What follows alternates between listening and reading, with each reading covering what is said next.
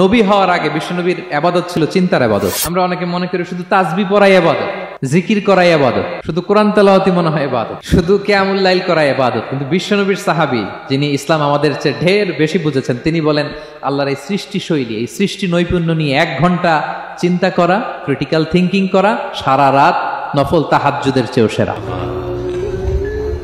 আলী ইমরানের 190 নম্বর আয়াতে আল্লাহ তাআলা বলেছেন, যারা আকাশ বাতাস পৃথিবী সৃষ্টি নিয়ে চিন্তা করে এবং সর্ব অবস্থায় আল্লাহ তাআলার জিকির করে, ওয়ায়াতাফাক্কারুনা ফি খালকিস সামাওয়াতি ওয়াল আরদ, এবং তারা তাফাক্কুর করে, ক্রিটিক্যাল থিঙ্কিং করে, এবং তারা বলে মা খালাকতা হাযা বাতিলা, হে আল্লাহ তুমি অনর্থক কিছু সৃষ্টি করো নাই।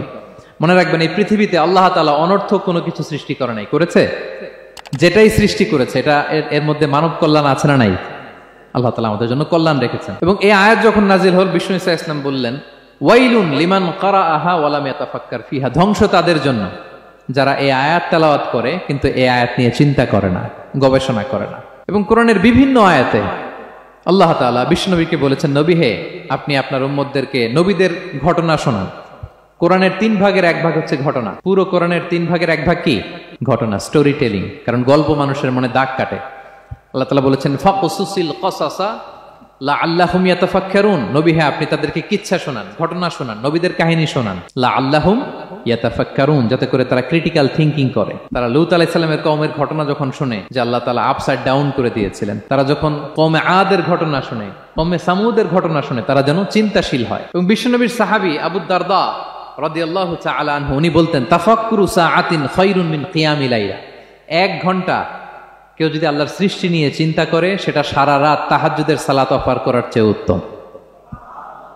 আমরা অনেকে মনে করি শুধু তাসবিহ পড়াই ইবাদত, জিকির করাই ইবাদত, শুধু কোরআন তেলাওয়াতই মনে হয় ইবাদত, শুধু কিয়ামুল লাইল করাই ইবাদত। কিন্তু বিশ্বনবীর সাহাবী যিনি ইসলাম আমাদের চেয়ে ঢের বেশি বুঝেছেন, তিনি বলেন আল্লাহর এই সৃষ্টি শৈলী, এই সৃষ্টি নৈপুণ্য নিয়ে 1 ঘন্টা চিন্তা করা, ক্রিটিক্যাল থিঙ্কিং করা, সারা রাত নফল তাহাজ্জুদের চেয়েও সেরা।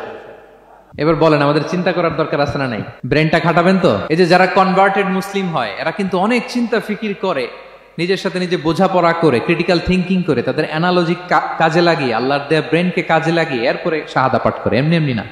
এই যে কিছুদিন আগে আমেরিকান এক পপ স্টার কালেমা পড়ছে না? আপনি জানেন একটা ধর্ম চেঞ্জ করা, একটা ফেইথ চেঞ্জ করা, এটা কত বড় সিদ্ধান্ত? হ্যাঁ, বাপদাদার ধর্ম, বয়স 30-40, এতদিন যে ধর্ম মানলাম, এটাকে চেঞ্জ করে নতুন ধর্মে কনভার্ট হয়, এটা কত বড় সিদ্ধান্ত? Could you imagine that? It's not a joke. নিজের সাথে নিজের অনেক বোঝাপড়া করতে হয়, তারাই ক্রিটিক্যাল থিঙ্কিং করে। এবং বিষ্ণু ঈসা ইসলাম, উনি নবী হওয়ার আগেও এই চিন্তার ইবাদত করতেন। তিনি হেরা গুহায় চলে যেতেন, কাবা থেকে 6 কিলোমিটার উত্তরে, 634 মিটার উঁচু, যা বলে নূরের উপরে একটা কেইভ আছে, গুহা, এটার নাম হচ্ছে গারে হেরা। ওখানে বসে বসে তিনি এই চিন্তা করতেন।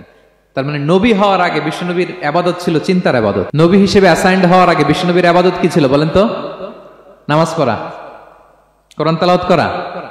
কোরআন তো নাজিলই হয় নাই, কোরআন তেলাওয়াত করবে কেমনে? তখন 6 মাস বসে বসে উনি ওখানে কি করেছেন বলেন? ধ্যানমগ্ন ছিলেন, তিনি চিন্তা করতেন। ওইটাই ছিল ওনার আধ্যাত্মিক শিক্ষায়তন। ওই নির্জন গুহার মধ্যে উনি যখন চিন্তায় মগ্ন ছিলেন, আল্লাহর সৃষ্টি শৈলী নিয়ে চিন্তা করতেন, ঠিক ওই মুহূর্তে, অন্তিম মুহূর্তে, ওই মাহেন্দ্রক্ষণে নাজিল হয়েছে ইকরা বিসমি রাব্বিকাল্লাযী খালাক, read in the name of your lord who has created, পড়ো তোমার প্রভুর নামে যিনি তোমাকে সৃষ্টি করেছেন, শিক্ষা দিয়েছেন। তাহলে সম্মানিত সুধী, ইসলামের সূচনা হয়েছিল, এটা বলা যায় ফাইনালি যে ইসলামের সূচনা হয়েছিল এই চিন্তার ইবাদতের মধ্য দিয়ে।